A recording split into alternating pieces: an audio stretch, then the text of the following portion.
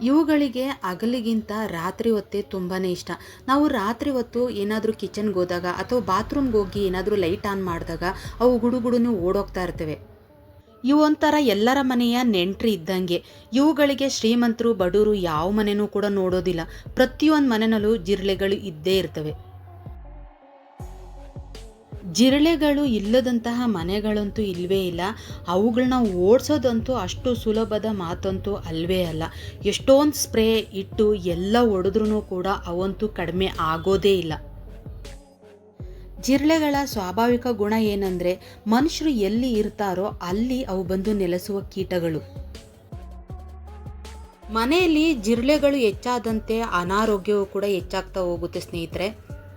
ನಾನು ಹೇಳಿರುವಂತಹ ಈ ಟಿಪ್ಸನ್ನು ಮಾಡಿದ್ರೆ ಮನೆಯಲ್ಲಿ ಇರುವಂತಹ ಜಿರಳೆಗಳು ಶಾಶ್ವತವಾಗಿ ತೊಲಗಿಸ್ಬೋದು. ನಮಸ್ಕಾರ ಸ್ನೇಹಿತರೆ, ನಾನು ನಂದಿನಿ. ನಮ್ಮ ಕಿರುಪರಿಚಯ ಚಾನಲ್ಗೆ ಸ್ವಾಗತ. ಮೊನ್ನೆ ನಾನು ಕಿಚನ್ಗೆ ಸಂಬಂಧಪಟ್ಟಂತಹ ಟಿಪ್ಸ್ ವಿಡಿಯೋನ ಹಾಕಿದ್ದೆ. ಆ ವಿಡಿಯೋ ನೋಡಿದ ಮೇಲೆ ನನ್ನ ಸ್ನೇಹಿತೆಯರು ನನಗೆ ಪರ್ಸ್ನಲ್ ಆಗಿ ನನಗೆ ಕಾಲ್ ಕೂಡ ಮಾಡಿದರು. ಹಾಗೆ ನನಗೆ ವಾಟ್ಸಪ್ಪಲ್ಲೂ ಕೂಡ ಜಿರಳೆ ಓಡಿಸುವಂತಹ ಟಿಪ್ಸನ್ನು ವಿಡಿಯೋ ಮಾಡಿ ಹಾಕು ಅಕ್ಕ ಅಂತ ಹೇಳಿ ಮೆಸೇಜನ್ನು ಕೂಡ ಹಾಕಿದರು. ಬನ್ನಿ ಸ್ನೇಹಿತರೆ, ಈ ವಿಡಿಯೋದಲ್ಲಿ ಯಾವ ಯಾವ ಟಿಪ್ಸ್ನ ನಾವು ಉಪಯೋಗಿಸಿದ್ರೆ ಮನೆಯಲ್ಲಿ ಜಿರಳೆಗಳು ಬರದಂತೆ ಅಥವಾ ಮನೆಯಿಂದ ಜಿರಳೆಗಳನ್ನು ಓಡಿಸ್ಬೋದು ಅಂತ ನೋಡ್ತಾ ಹೋಗೋಣ. ಮೊದಲಿಗೆ ಜಿರಳೆಗಳು ಮನೆಯಲ್ಲಿ ಯಾಕೆ ಹೆಚ್ಚಾಗ್ತವೆ ಅನ್ನೋದನ್ನು ನಾನು ರೀಸನ್ನ ಹೇಳ್ತಾ ಹೋಗ್ತೀನಿ ಸ್ನೇಹಿತರೆ. ನೀವು ಅದನ್ನು ಸರಿ ಮಾಡಿಕೊಂಡ್ರೆ ಆಲ್ಮೋಸ್ಟು ನಾವು 50% ಜಿರಳೆಗಳು ಮನೆಗೆ ಬರದಂತೆ ನೋಡ್ಕೋಬೋದು. ಇನ್ನು ಸ್ವಲ್ಪ ಏನಾದ್ರೂ ಮನೆ ಒಳಗಡೆ ಬಂದಿದ್ದಾವೆ ಅಂತ ಅಂದರೆ ನಾನು ಹೇಳ್ಕೊಟ್ಟಂತಹ ಟಿಪ್ಸನ್ನು ಉಪಯೋಗಿಸಿದ್ರೆ ಖಂಡಿತ ಆ ಜಿರಳೆಗಳು ಸಾಯ್ತವೆ ಅಥವಾ ಮನೆಗೆ ಬರೋದಿಲ್ಲ. ಸಾಮಾನ್ಯವಾಗಿ ಜಿರಳೆಗಳು ಮನೆಯಲ್ಲಿ ಹೆಚ್ಚಾಗಿ ಇರುವಂತಹದ್ದು ಅಡುಗೆ ಮನೆಯಲ್ಲಿ ಅಥವಾ ಬಾತ್ರೂಮಲ್ಲಿ ಹೆಚ್ಚಾಗಿರ್ತದೆ. ಕಿಚನಲ್ಲಿ ಅವಕ್ಕೆ ಬೇಕಾದಂತಹ ಆಹಾರ ಪದಾರ್ಥಗಳು ಅವಕ್ಕೆ ಸಿಗ್ತದೆ, ಹಾಗಾಗಿ ಕಿಚನಲ್ಲಿ ಸೇರ್ಕೊಂಡಿರ್ತವೆ. ಇನ್ನು ಬಾತ್ರೂಮಲ್ಲಿ ಅವಕ್ಕೆ ಬೇಕಾದಂತಹ ಸೋಪು, ಪೇಸ್ಟು, ಹಾಗೆ ತಲೆ ಕೂದಲು ಕೂಡ ಅವು ತಿಂತವೆ. ಹಾಗೆ ಬೇಕಾದಂತಹ ಕ್ರೀಮು ಎಲ್ಲದೂ ಬಾತ್ರೂಮಲ್ಲಿ ಸಿಗೋದ್ರಿಂದ, ಹಾಗೆ ನಾವು ಬಕೆಟ್ ಒಳಗಡೆ ನೀರಿಟ್ಟಿರ್ತೀವಿ ಅಥವಾ ಜಗ್ಗೊಳಗಡೆ ನೀರಿಟ್ಟಿರ್ತೀವಿ, ಆ ನೀರು ಕುಡಿಯೋದಕ್ಕೋಸ್ಕರ ಇವು ಹೆಚ್ಚಾಗಿ ಬಂದಿರ್ತವೆ. ಮನೆ ಕ್ಲೀನಾಗಿದ್ದರೆ ಆಲ್ಮೋಸ್ಟು ಜಿರಳೆಗಳು ಕೂಡ ಕಮ್ಮಿ ಇರ್ತದೆ. ಮನೆಯಲ್ಲಿ ನಾವು ಕ್ಲೀನಿಂಗ್ ಮಾಡಲಿಲ್ಲ ಅಂತ ಅಂದರೆ ಜಿರಳೆಗಳು ಕೂಡ ಹೆಚ್ಚಾಗ್ತಾ ಹೋಗುತ್ತೆ. ಹಾಗಾಗಿ ನಾವು ಯಾವ ರೀತಿಯಾಗಿ ನಾವು ಕ್ಲೀನನ್ನು ಮಾಡ್ಕೋಬೇಕು ಅಂತ ನೋಡ್ತಾ ಹೋಗೋಣ ಸ್ನೇಹಿತರೆ. ರಾತ್ರಿ ಎಷ್ಟೇ ಹೊತ್ತಾದ್ರೂ ಸಿಂಕಲ್ಲಿ ಪಾತ್ರೆಯನ್ನು ಇಡಬಾರ್ದು. ಪಾತ್ರೆಗಳನ್ನು ಕ್ಲೀನ್ ಮಾಡಿ ಸಿಂಕನ್ನು ಅಥವಾ ಬಾತ್ರೂಮ್ ಸಿಂಕ್ ಆಗಿರ್ಬೋದು, ಟಾಯ್ಲೆಟ್ ಸಿಂಕ್ ಆಗಿರ್ಬೋದು, ಮನೆ ಸಿಂಕ್ ಆಗಿರ್ಬೋದು, ಎಲ್ಲದನ್ನು ಕೂಡ ಕ್ಲೀನ್ ಮಾಡಿ ಇಡಬೇಕು. ನಾವು ಹಣ್ಣುಗಳನ್ನ ಕಟ್ ಮಾಡಿ ಹಾಗೆ ಇಡೋವಂಥದ್ದು, ತರಕಾರಿ ಕಟ್ ಮಾಡಿ ಹಾಗೆ ಬಿಟ್ಬಿಟ್ಟು ಮಲ್ಗೋವಂಥದ್ದು, ಸಿಂಕಲ್ಲಿ ಪಾತ್ರೆ ತೊಳಿದಲೇ ಹಾಗೆ ತುಂಬಿಟ್ಟು ಹಾಗೆ ಮಲ್ಕೊಂಡ್ರೆ ಜಿರಳೆಗಳಿಗೆ ನಾವೇ ಆಹ್ವಾನ ಕೊಟ್ಟಂತಾಗುತ್ತೆ. ಜಿರಳೆಗಳು ಬರುವಂಥದ್ದು ನಾವು ಸಿಂಕಿನ ಯಾವುದು ಡ್ರೈನೇಜ್ ನೀರು ಎಲ್ಲೂ ಹೋಗುತ್ತೋ ಅಲ್ಲಿಂದನೇ ಜಿರಳೆಗಳು ಬರುವಂಥದ್ದು.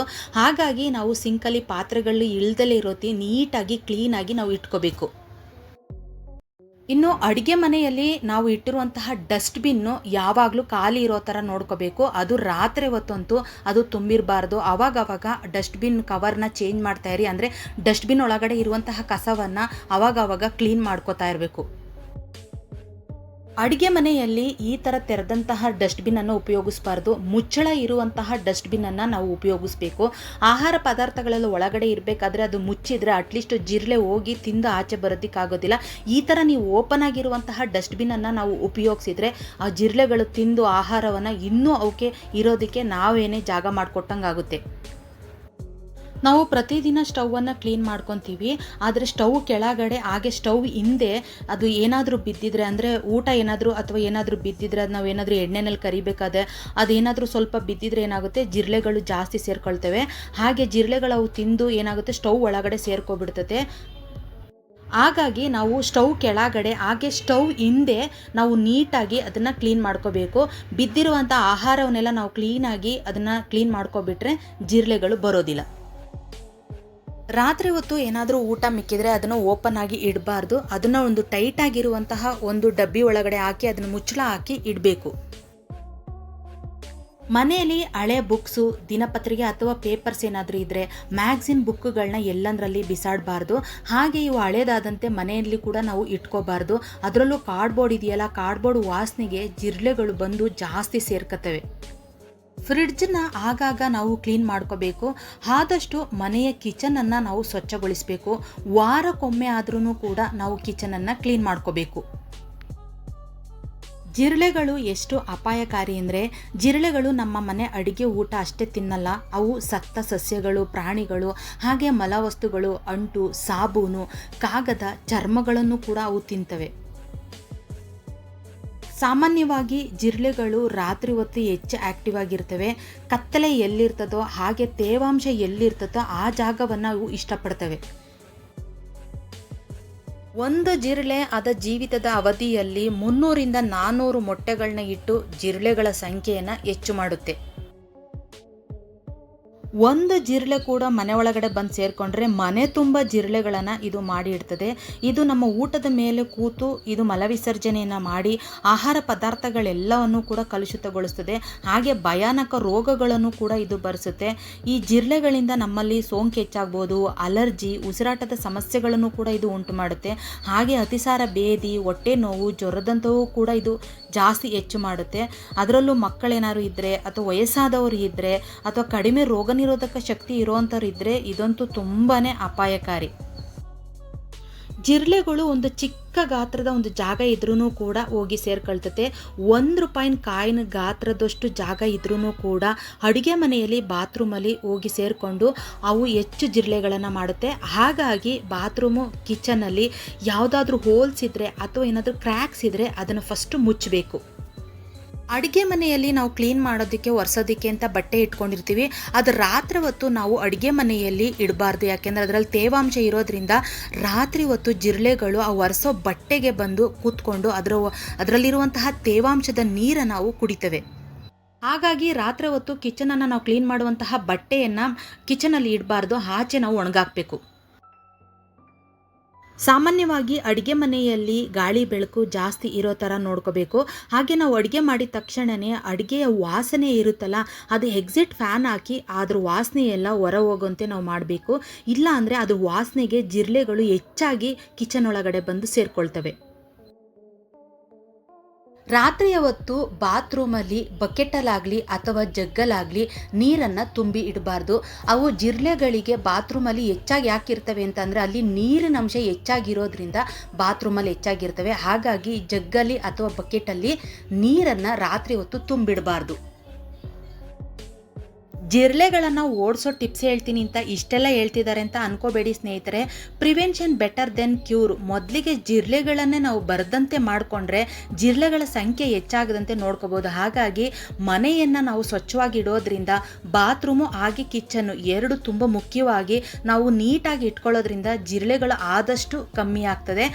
ನಂತರ ಅಕಸ್ಮಾತಾಗಿ ಏನಾದರೂ ಜಿರಳೆಗಳಿದ್ದು ಅಂದ್ರೂ ಕೂಡ ಈಗ ಮುಂದಿನ ವಿಡಿಯೋದಲ್ಲಿ ನಾವು ನೋಡ್ತಾ ಹೋಗೋಣ ಯಾವ ಯಾವ ಟಿಪ್ಸನ್ನು ಉಪಯೋಗಿಸಿ ನಾವು ಜಿರಳೆಗಳನ್ನು ಸಾಯಿಸ್ಬೋದು ಅಥವಾ ಜಿರಳೆಗಳನ್ನು ಓಡಿಸ್ಬೋದು ಅಂತ. ಅಂಗಡಿಯಿಂದ ನಾವು ಸ್ಪ್ರೇ ಹಿಟ್ಟನ್ನು ತಂದರೆ ದೊಡ್ಡ ದೊಡ್ಡ ಜಿರಳೆಗಳು ಸತ್ತೋಗ್ತವೆ. ಆದರೆ ಚಿಕ್ಕ ಚಿಕ್ಕ ಜಿರಳೆಗಳು ಜಾಸ್ತಿ ಆಯಿತು ಅಂತಂದರೆ ಅದನ್ನು ಹೋಗ್ಸೋದಕ್ಕೆ ಆಗೋದೇ ಇಲ್ಲ ಸ್ನೇಹಿತರೆ.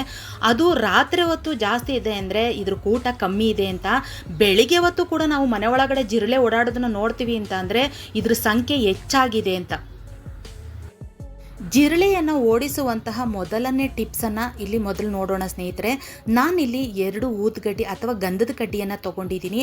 ಹಾಗೆ ಕರ್ಪೂರವನ್ನು ತೊಗೊಳ್ಳೋಣ. 2 ಊದುಗಡ್ಡಿ ತೊಗೊಂಡ್ರೆ 2 ನಾನು ಕರ್ಪೂರವನ್ನು ತೊಗೊಂಡಿದ್ದೀನಿ, ಸಮಭಾಗವಾಗಿ ತೊಗೊಂಡಿದ್ದೀನಿ. ಹಾಗೆ ಇದನ್ನು ನೀಟಾಗಿ ಆ ಊದುಗಡ್ಡಿಯಿಂದ ಅದನ್ನೆಲ್ಲ ನಾವು ಇವಾಗ ಈ ಥರ ಬಿಡಿಸ್ಕೋಬೇಕು. ಏನು ಗಂಧದ ಕಡ್ಡಿ ಹಾಗೆ ಕರ್ಪೂರದ ವಾಸನೆ ನಮಗೆ ಹಿತವಾಗಿರ್ತದೆ, ಅದು ತುಂಬಾ ಚೆನ್ನಾಗಿರುತ್ತೆ. ಅದರ ಸ್ಮೆಲ್ಲು ನಮಗಂತೂ ತುಂಬಾ ಇಷ್ಟ. ಆದರೆ ಈ ಕಾಕ್ರೋಚ್ ಅಥವಾ ಜಿರಳೆಗಳಿಗೆ ಕರ್ಪೂರದ ವಾಸನೆ ಹಾಗೆ ಊದುಗಡ್ಡಿಯ ವಾಸನೆ ಅದಕ್ಕೆ ಇಷ್ಟ ಆಗೋದಿಲ್ಲ. ಹಾಗಾಗಿ ಇದನ್ನು ಸಮ ಪ್ರಮಾಣದಲ್ಲಿ ನಾನು ತೊಗೊಂಡಿದ್ದೀನಿ. 2 ಊದುಗಡ್ಡಿ ತೊಗೊಂಡ್ರೆ 2 ಕರ್ಪೂರವನ್ನು ತೊಗೊಂಡು ಒಂದು ಕಲ್ಲಿನ ಸಹಾಯದಿಂದ ಅದು ಚೆನ್ನಾಗಿ ಪುಡಿ ಮಾಡ್ಕೊತಾ ಇದ್ದೀನಿ. ಕುಟ್ಟಣೆ ಇದ್ದರೆ ನೀವು ಕುಟ್ಟಣೆಯಲ್ಲಿ ಚೆನ್ನಾಗಿ ಅದನ್ನು ಪುಡಿ ಮಾಡ್ಕೋಬೋದು. ಈಗ ನಾನು ಇಲ್ಲಿ ಒಂದು ಪ್ಲಾಸ್ಟಿಕ್ ಬೌಲ್ ಅಥವಾ ಒಂದು ಪ್ಲಾಸ್ಟಿಕ್ ಬಟ್ಲನ್ನು ತೊಗೊಂಡಿದ್ದೀನಿ. ಈಗ ಅದರೊಳಗಡೆ ಹಾಕಿ ಒಂದು ಗ್ಲಾಸ್ ನೀರನ್ನಷ್ಟ ಹಾಕ್ತಾ ಇದ್ದೀನಿ. ಇದನ್ನು ನೀರನ್ನು ಹಾಕಿ ಇದು ಚೆನ್ನಾಗಿ ಕರ್ಗೋದಕ್ಕೆ ಮಿಕ್ಸ್ ಮಾಡಿ 1 ಗಂಟೆ ಹಾಗೆ ಇದನ್ನು ಮುಚ್ಚಳವನ್ನು ಮುಚ್ಚಿ ಹಾಗೆ ಬಿಟ್ಬಿಡೋಣ.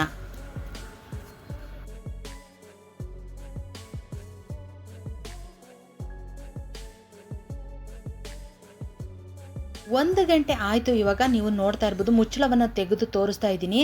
ಇವಾಗ ಅದು ಚೆನ್ನಾಗಿ ಊದ್ಗಡ್ಡಿ, ಕರ್ಪೂರ ಎಲ್ಲ ಆ ನೀರೊಳಗಡೆ ಚೆನ್ನಾಗಿ ಕರಗಿರುತ್ತೆ. ಒಂದು ಸ್ಪೂನಿನ ಸಹಾಯದಿಂದ ಅದನ್ನು ಚೆನ್ನಾಗಿ ಮಿಕ್ಸ್ ಮಾಡ್ಕೊಳ್ಳೋಣ.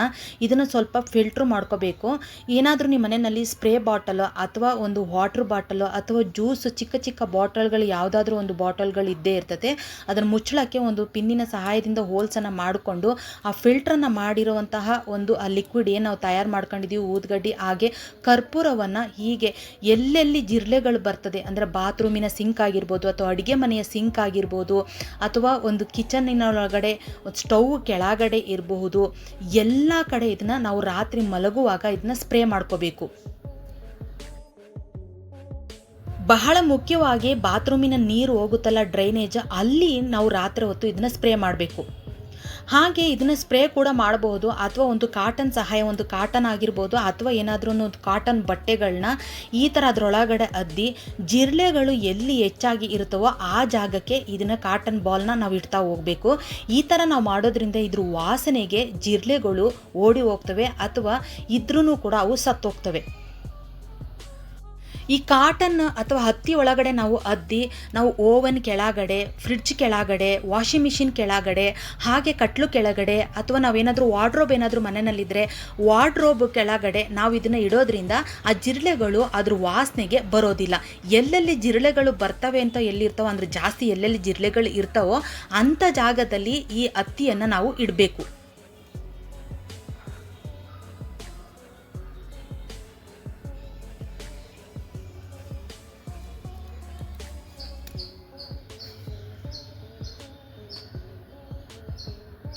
ಈ ಸಣ್ಣ ಸಣ್ಣ ಜಿರಳೆಗಳು ಈ ದಿವಾನ್ ಕೆಳಗಡೆ ಹಾಗೆ ಸೋಫಾ ಕೆಳಗಡೆ ಇಲ್ಲಿ ಹೋಗಿ ಸೇರ್ಕೊಂಡಿರ್ತವೆ, ಅಂಥ ಕಡೆಗಳಲ್ಲಿ ನಾವು ಇಡಬೇಕು. ಇನ್ನು ಎರಡನೆಯದಾಗಿ ಟಿಪ್ಸು ಬೇವಿನ ಎಲೆ. ಬೇವಿನ ಎಲೆ ಅಂತೂ ತುಂಬ ಅದ್ಭುತವಾದ ಮದ್ದು ಅಂತಲೇ ಹೇಳ್ಬೋದು ಜಿರಳೆಗಳಿಗೆ. ನಾನಿಲ್ಲಿ 1 ಇಡೀ ಸೊಪ್ಪನ್ನು ನಾನು ಇಲ್ಲಿ ತೊಗೊಂಡಿದ್ದೀನಿ. ಬೇವಿನ ಸೊಪ್ಪಿನ ನಾನಿಲ್ಲಿ ಒಂದು ಪೇಸ್ಟ್ ಥರ ಮಾಡಿ ಇಟ್ಕೊಂಡಿದ್ದೀನಿ. ಇದನ್ನು ನುಣ್ಣಗೆ ಚೆನ್ನಾಗಿ ರುಬ್ಬಿ ಇದನ್ನು ಒಂದು ಪ್ಲಾಸ್ಟಿಕ್ ಡಬ್ಬಿ ಅಥವಾ ಒಂದು ಗಾಜಿನ ಬಾಟಲೊಳಗೆ ಹಾಕಿ ನಾವು ಫ್ರಿಡ್ಜ್ ಒಳಗಡೆ ಇಟ್ಕೊಂಡ್ರೆ ಎಷ್ಟು ದಿನನಾದರೂ ನಾವು ಇಟ್ಕೋಬೋದು. ಯಾಕೆ ಅಂದರೆ ಜಿರಳೆಗಳನ್ನು ಓಡಿಸೋದಕ್ಕೆ ನಾವು ಒಂದು ದಿನ ಮಾಡಿದ್ರೆ ಸಾಕಾಗೋದಿಲ್ಲ, ಪ್ರತಿದಿನ ನಾವು ಇದನ್ನು ಮಾಡ್ತಾ ಇರಬೇಕು. ಹಾಗಾಗಿ ಇದನ್ನು ನಾವು ಸ್ಟೋರೇಜ್ ಮಾಡ್ಕೊಳ್ಳೋದಕ್ಕೆ ಫ್ರಿಡ್ಜಲ್ಲಿ ಇಟ್ಕೊಂಡ್ರೆ ನಾವು ಎಷ್ಟು ದಿನನಾದರೂ ಉಪಯೋಗಿಸ್ಬೋದು. ಇಲ್ಲಿ ನಾನು 1 ಸ್ಪೂನ್ ಆಗೋವಷ್ಟು ಒಂದು ಏನು ಬೇವಿನ ಪೇಸ್ಟನ್ನು ತೊಗೊಂಡಿದ್ದೀನಿ. ಅದಕ್ಕೆ ನಾನಿಲ್ಲಿ ಕರ್ಪೂರವನ್ನು ಸೇರಿಸ್ಕೊತಾ ಇದ್ದೀನಿ. ಜಿರಳೆಗಳು ಹೆಚ್ಚಾಗಿದ್ದಾವೆ ಅಂತ ಅಂದರೆ ಈ ಏನು ಬೇವಿನ ಎಲೆಯ ಸೊಪ್ಪು ಹಾಗೆ ಕರ್ಪೂರ ನಮಗೆ ಈಸಿಯಾಗಿ ಸಿಗುವಂತಹ ವಸ್ತುಗಳು. ಇವು ಮನೆಯಲ್ಲಿ ನಾವು ಕರ್ಪೂರವನ್ನು ಇಟ್ಕೊಂಡೇ ಇರ್ತೀವಿ. ಹಾಗೆ ಈ ಸೊಪ್ಪು ದೇವಸ್ಥಾನಗಳಲ್ಲಿ, ಸಿಟಿಗಳಲ್ಲಿ ದೇವಸ್ಥಾನಗಳ ಹತ್ರ ಮಾರ್ತಾ ಇರ್ತಾರೆ. ಹಾಗೆ ಇನ್ನು ಹಳ್ಳಿಗಳಲ್ಲಂತೂ ಅದು ಕೈಗೆ ಸಿಗೋ ಅಂಥದ್ದು ಇರ್ತದೆ. ಪ್ರತಿ ಮನೆ ರೋಡಲ್ಲೂ ಕೂಡ ಬೇವಿನ ಎಲೆ ಅಂತೂ ಸಿಗ್ತದೆ. ನಾವು ಇದನ್ನು ಪೇಸ್ಟ್ ಮಾಡಿ ಇಟ್ಕೊಂಡ್ರೆ ತುಂಬಾ ಒಳ್ಳೆಯದು. ಹಾಗೆ ಕರ್ಪೂರವನ್ನು ನಾವು ಇಷ್ಟೇ ಅಮೌಂಟಲ್ಲಿ ಹಾಕಬೇಕು ಅಂತ ಏನಿಲ್ಲ, ಧಾರಾಳವಾಗಿ ನೀವು ಉಪಯೋಗಿಸಿ. ಜಾಸ್ತಿ ಜಿರಳೆಗಳಿದ್ರೆ ಅದನ್ನು ನಾವು ಹತ್ತಿ ಅಥವಾ ಒಂದು ಕಾಟನ್ ಬಟ್ಟೆಗಳಲ್ಲಿ ಈ ಥರ ಅದ್ದಿ ಎಲ್ಲೆಲ್ಲಿ ಹೆಚ್ಚಾಗಿ ಜಿರಳೆಗಳಿದಾವೋ ಆ ಜಾಗಕ್ಕೆ ಇದನ್ನು ಇಡ್ತಾ ಹೋಗಬೇಕು. ಜಿರಳೆಗಳು ಸಾಮಾನ್ಯವಾಗಿ ಕಿಚನ್ ಹತ್ರ ಎಲ್ಲೆಲ್ಲಿ ಇರ್ತವೆ ಅಂದರೆ ಒಂದು ಗ್ಯಾಸ್ ಸ್ಟವ್ ಒಳಗಡೆ ಸೇರ್ಕೊಂಡಿರ್ತದೆ. ಹಾಗೆ ಸಿಂಕ್ ನೀರು ಹೋಗುವಂತಹ ಡ್ರೈನೇಜ್ ಜಾಗ ಇರುತ್ತಲ್ಲ, ಅಲ್ಲಿ ಮುಖ್ಯವಾಗಿ ಈ ಏನು ಕಾಟನ್ ಬಾಲ್ನ ನಾವು ಆ ಜಾಗಕ್ಕೆ ಇಡಬೇಕಾಗುತ್ತೆ.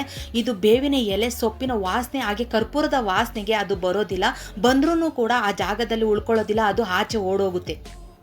ಹಾಗೆ ಇದಕ್ಕೆ ಸ್ವಲ್ಪ ನಾನು ನೀರನ್ನು ಸೇರಿಸ್ಕೊತಾ ಇದ್ದೀನಿ. ಇದನ್ನು ಸ್ಪ್ರೇ ಥರನೂ ಕೂಡ ನಾವು ಮಾಡ್ಕೋಬೋದು. ಇದನ್ನು ಸ್ವಲ್ಪ ಫಿಲ್ಟ್ರ್ ಮಾಡ್ಕೋಬೇಕೆಂದರೆ ಸ್ಪ್ರೇ ಬಾಟ್ಲಿಂದ ಅದು ಹೋಗೋದಿಲ್ಲ.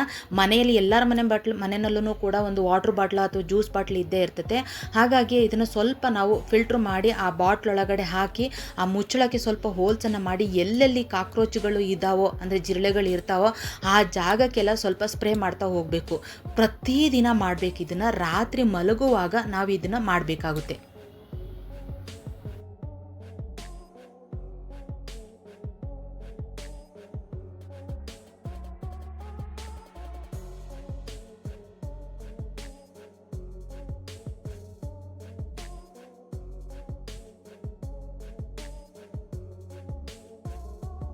ಇನ್ನು ಸಿಟಿಗಳಲ್ಲಿ ಬೇವಿನ ಎಲೆ ಸಿಗೋದಂತೂ ತುಂಬಾ ಅಪರೂಪ. ಹಾಗಾಗಿ ನೀವು ಆನ್‌ಲೈನಲ್ಲಿ ಬೇವಿನ ಸೊಪ್ಪಿನ ಪೌಡ್ರ್ ಸಿಕ್ಕುತ್ತೆ.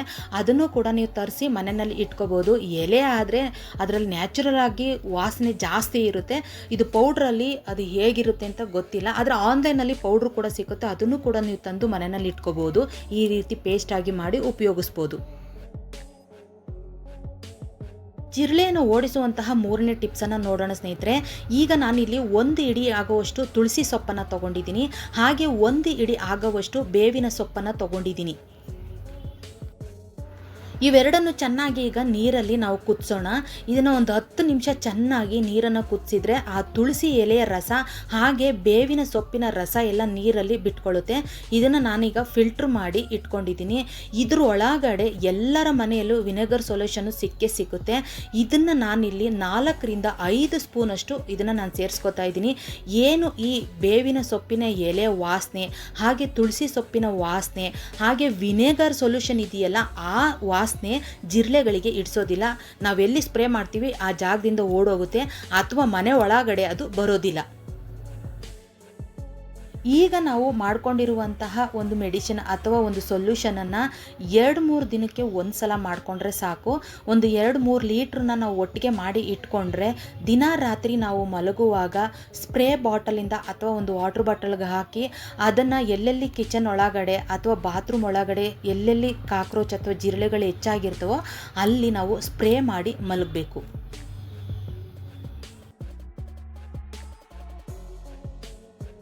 ಜಿರಳೆಗಳನ್ನು ಓಡಿಸುವಂತಹ ಮುಖ್ಯವಾದ ಅಂದರೆ ಇಂಪಾರ್ಟೆಂಟ್ 4ನೇ ಟಿಪ್ಸ್ ಸ್ನೇಹಿತರೆ ಇದು.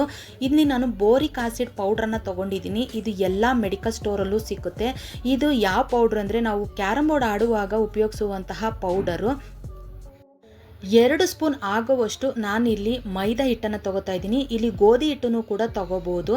ಹಾಗೆ ಸಮ ಪ್ರಮಾಣದಲ್ಲಿ 2 ಸ್ಪೂನ್ ಆಗುವಷ್ಟು ಬೋರಿಕ್ ಆಸಿಡ್ ಪೌಡ್ರನ್ನು ಕೂಡ ನಾನಿಲ್ಲಿ ಸೇರಿಸ್ಕೊತಾ ಇದ್ದೀನಿ.